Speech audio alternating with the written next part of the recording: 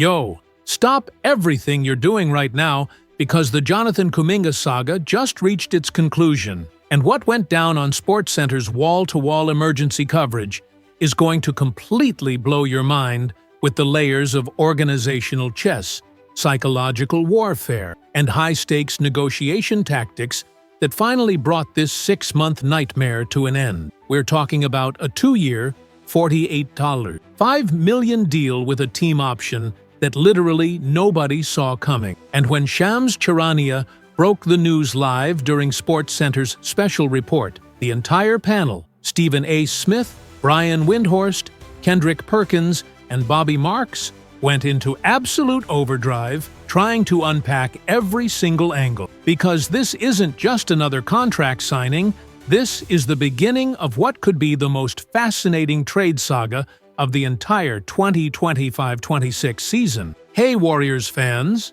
if you're following along with this analysis, I have a dream to hit 1,000 subscribers on this channel. It would be incredible to have you on this journey with me. Go ahead and subscribe, hit that notification bell, and let's grow together. Your subscription means the world to me and the future of this channel. Now, let's keep going because there's still so much more to discuss. So I'm watching SportsCenter right as the breaking news chyron flashes across the bottom of the screen, and suddenly, producers are scrambling to get Windhorst on the phone with his front office sources, and you could literally feel the shockwaves rippling through the entire basketball ecosystem because this deal structure, 2 years, $48, $5 million with a team option specifically designed to be ripped up and renegotiated next summer, according to Aaron Turner, is so wildly different from anything that had been publicly reported over the past 6 months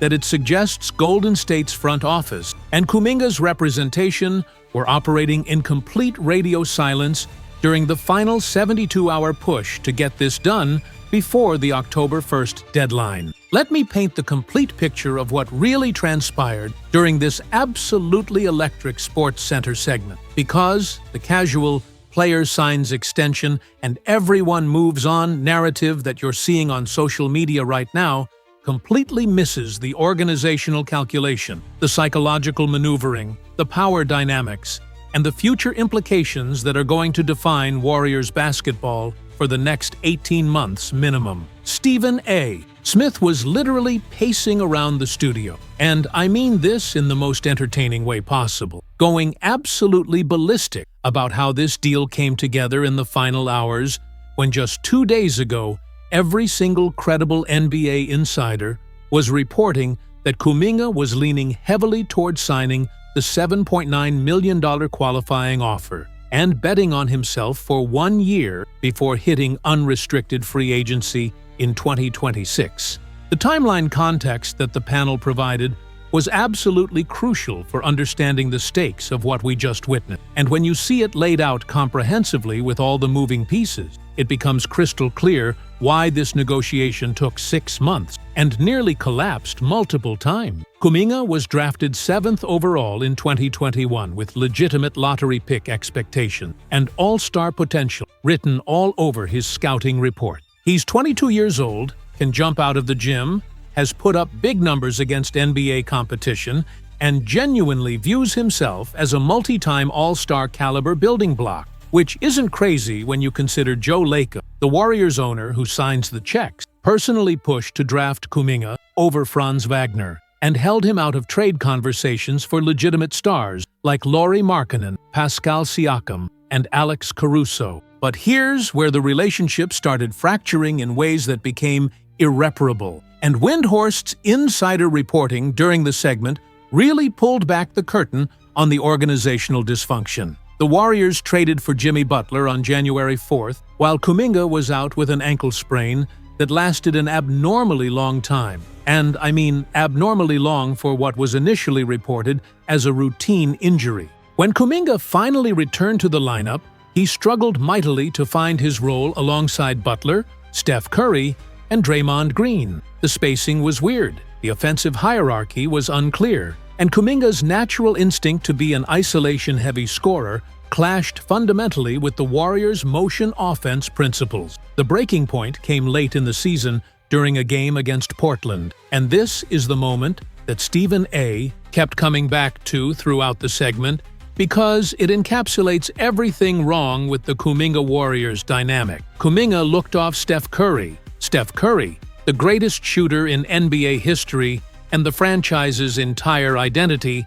to go into isolation and try to get his own bucket. The coaching staff was furious, the veterans were frustrated, and Kuminga ended up getting benched, which is when reports started leaking that he was unhappy with his role and wanted out. He only re-entered the rotation during the Minnesota playoff series after Steph went down with a hamstring injury. And to be completely fair to Kuminga's side of the story, he absolutely balled out when given the opportunity. The numbers were legitimately all-star caliber. High scoring, efficient shooting, making plays in crunch time. That's what Kuminga's camp points to when they argue he deserves max-level money or at minimum significant long-term security. That's what the Kuminga stands on social media reference when they say Golden State is undervaluing a young superstar. But the rebounding numbers were still down, the defensive consistency remained questionable, and most importantly, the fit alongside the Warriors' core three remained fundamentally problematic. The contract offers that were on the table throughout the summer became a major focus during the SportsCenter breakdown, and Bobby Marks literally pulled up a whiteboard to map out the financial implications of each proposal. Golden State originally offered 2 years, $45 million with a team option, but that deal came with strings attached. Specifically, Kuminga would have to waive the no-trade clause that automatically comes with a 1+1 contract structure. That was a non-starter for Kuminga's camp because it gave the Warriors complete control to move him whenever they wanted without his input. There was also a 3-year, $75 million offer with $48 million fully guaranteed and a team option in year 3. That deal had more money but less flexibility for Kuminga, and it still included the team option that he absolutely hated because it meant Golden State could decline the option and push him into restricted free agency again in 2 years. Then there was the 3-year, $54 million fully guaranteed deal with no options whatsoever. Basically, $18 million per season, take it or leave it. Kuminga rejected all three because none of them gave him the player empowerment and contractual flexibility he was demanding. But this final deal that Shams reported, 2 years, $48, $5 million. Golden State increased their total offer by $8 million and guaranteed Kuminga approximately $15 million more than his qualifying offer would have paid for this season alone. That works out to roughly $22.5 million for the 2025-26 campaign, which is real money that fundamentally changes the dynamic. When you're paying a player that much, Steve Kerr has to play him significant minutes. The front office has to feature him prominently. The organization has to showcase his value for potential trade partners who might be evaluating whether to give up real assets to acquire him. The team option for year 2 is where the long-term strategy gets really interesting. And this is where Kendrick Perkins's analysis about player empowerment and organizational leverage was absolutely on point. As Shams explicitly reported in his breaking news tweet, this deal is specifically designed to be ripped up and renegotiated next summer. That's not speculation or reading between the lines. That's literally what Aaron Turner told ESPN. So what does that mean in practical terms? It means if Kuminga plays well this season, showcases his value, stays healthy, and either Golden State decides they actually want to keep him long-term, or they trade him to a team that wants to extend him, there's a built-in mechanism to tear up this contract and negotiate something bigger that reflects his true market value. But if things go poorly, if the fit still doesn't work, if Kuminga's tunnel vision and isolation-heavy tendencies continue to clash with the Warriors' system, if trade offers aren't materializing at the level Golden State want, then they can exercise that team option for year 2 at probably around $26 million, trade him more easily as an expiring contract, or potentially even decline the option and let him walk if the relationship has completely deteriorated. The "why did Kuminga ultimately cave and sign" discussion became absolutely explosive during the first take portion of the coverage, and you could see Max Kellerman and Stephen A. getting into a legitimate philosophical debate about leverage, risk tolerance, and financial security versus player empowerment. Max made this argument that I thought was brilliant. Kuminga chose this 2-year structure over the 3-year, $75 million specifically, because it maintains maximum control over his immediate future. He doesn't want to be locked into Golden State long-term if the organizational fit doesn't magically improve. He doesn't want to sacrifice $30–40 million in future earning potential by taking the $7.9 million qualifying offer and risking a catastrophic injury that could tank his entire market value. This compromise gives him significant financial security. Now, we're talking about generational wealth for a 22-year-old kid from the Democratic Republic of Congo who's supporting his entire family, while preserving maximum optionality for later. If he plays well this season, puts up numbers, showcases his value to the rest of the league, he can force a trade to a team that actually wants to feature him as a primary offensive weapon. Or if somehow the Warriors figure out the fit and everything clicks, he can renegotiate for the big extension he's been seeking all along. But here's the part that absolutely nobody is talking about yet. And this is where the SportsCenter panel's insider knowledge really elevated the conversation beyond surface-level analysis. Both sides, and I want to emphasize this because it's crucial, both sides can now understand and accept the likelihood of exploring trades when Kuminga becomes trade-eligible on January 15th. That's not me speculating or reading tea leaves. That's Shams Charania explicitly reporting that the Warriors' front office and Kuminga's representation acknowledge that trade discussions are not just possible, but probable. This wasn't a "we worked through our differences and everyone's happy now" resolution. This was a "we bought ourselves time to find a trade partner that actually makes sense for everyone involved" resolution. Bobby Marks walked through the January 15th trade restriction that applies to all newly signed contracts, explaining that Golden State physically cannot trade Kuminga until that date passes. So what does that mean for the first 2.5 months of the season? It means Steve Kerr has to play him. It means the coaching staff has to feature him in offensive sets.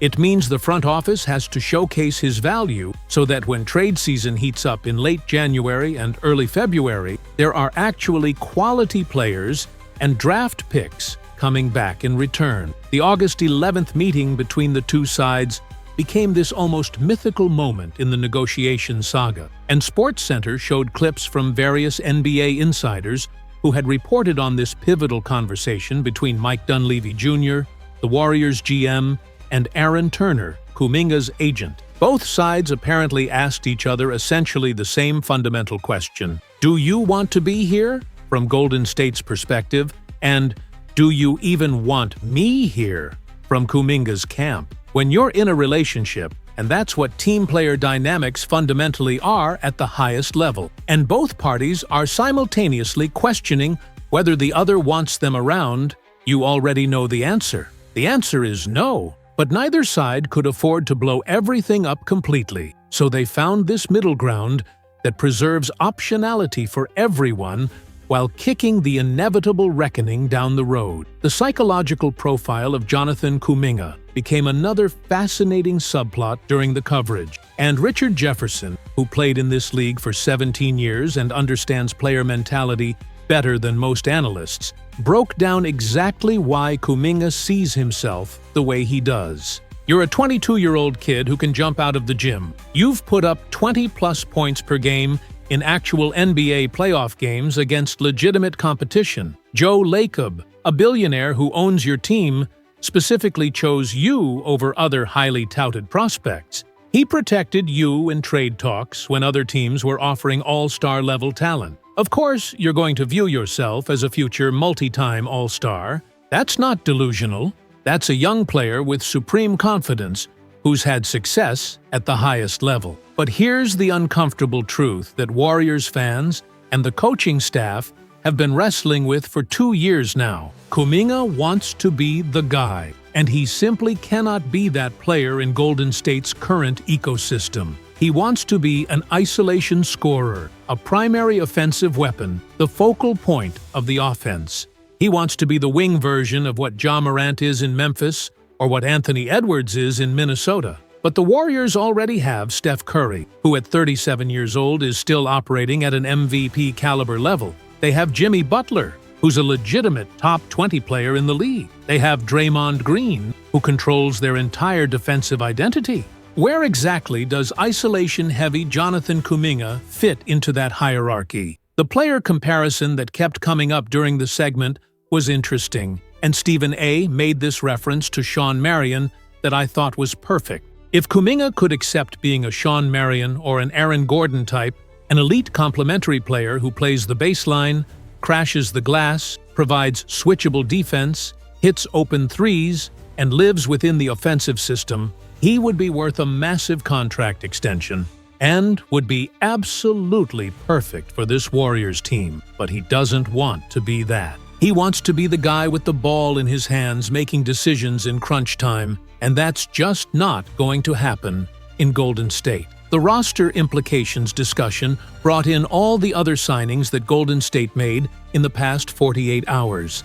And this is where you see the bigger picture strategy coming into focus. They signed Al Horford, who's going to be their starting center at 39 years old, which sounds insane until you realize Horford is still an elite passer, an excellent floor spacer who shoots over 40% from three, and a switchable defender who can guard wings in isolation. They brought back DeAnthony Melton on a veteran minimum after he tore his ACL just 12 games into last season. If healthy, Melton provides elite two-way ability and secondary ball handling that takes pressure off Steph. They re-signed Gary Payton II, who's a tremendous defender and locker room presence, but provides essentially nothing on offense. They signed Will Richard, their second-round pick, to a 4-year deal with guaranteed money, which suggests they think he can develop into a rotation piece sooner rather than later. And Seth Curry is apparently coming to Golden State around November 15th, which would be a full-circle moment since he started his career with the Santa Cruz Warriors in the G League. Here's what really emerged from the entire SportsCenter marathon coverage that I think Warriors fans desperately need to internalize. Jonathan Kuminga will be traded this season. That's not speculation. That's not a hot take for engagement. That's the reality that both sides have acknowledged. The only questions are when, where, and for what package of players and picks. Golden State has until January 15th to showcase him, and then trade season opens up. They need to get back win-now talent that can help Steph, Jimmy, and Draymond compete for another championship. Kuminga needs to land somewhere that will actually feature him as a primary offensive option. That's what went down on SportsCenter this afternoon, and honestly, this is just the beginning of the final act. The Kuminga era in Golden State is ending. We just don't know the exact date yet.